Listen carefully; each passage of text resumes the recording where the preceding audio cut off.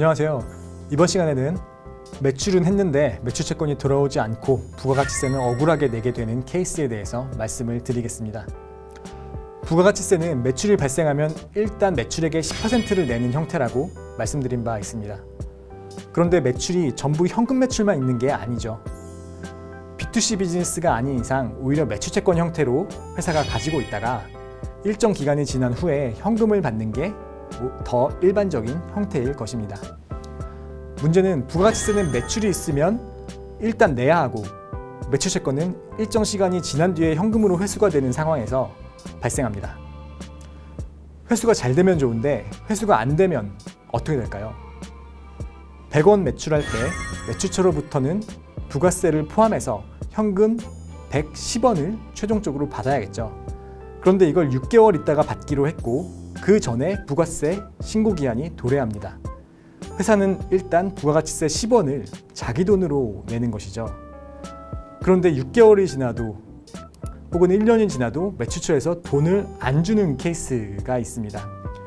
회사는 매출한 금액을 못 받아서 손해고 자신이 원래 부담하지 않았어야 할 부가가치세 10원까지 부담하게 된 거죠.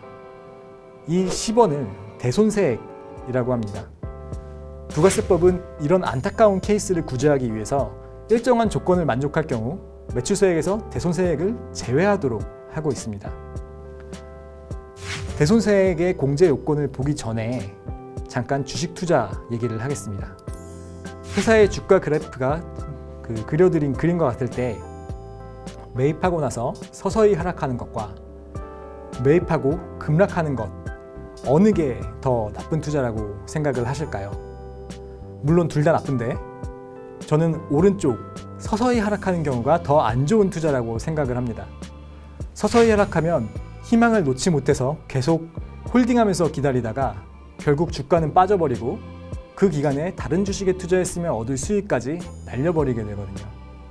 같은 폭만큼 떨어진다고 해도 급락하면 적어도 시간은 벌게 됩니다. 멘탈은 급락한 투자자가 더 안 좋을 거라고 봅니다만 시간까지 비용으로 생각하면 느슨한 하락보다 급락이 낫다는 거죠. 부가가치세 대손세액이 이 논리와 비슷합니다. 매출처로부터 매출채권을 회수를 못할 경우에 부가가치세를 못 받는 것은 똑같은데 이 매출처가 망하려면은 공급일로부터 5년 이내에 확실히 망해야 대손세액 공제를 해주겠다는 게 대손세액 공제의 큰 논리입니다. 그럼 어떤 것이 망한 것이냐? 그 구체적인 망함에 대해선 부가가치세법에서 이를 나열해뒀습니다.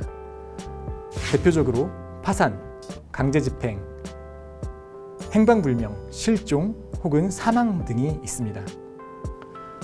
우리가 대손세액 공제를 잘 받기 위해서는 매출채권을 안 주는 거래처의 상황을 지속적으로 팔로우업 해야 하는 겁니다.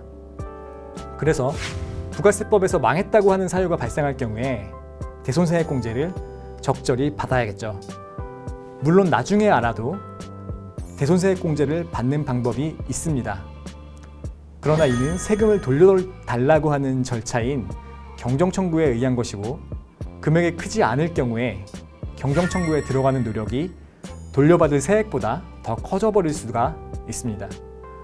이미 받은 세금을 돌려줘야 하는 만큼 세무서는 경정청구를 싫어한다는 것을 인지하시고 제 시기에 대손세액 공제를 받으시기를 바랍니다. 물론 매출채권을 떼이는 일이 일어나지 않는 게 최고입니다. 감사합니다.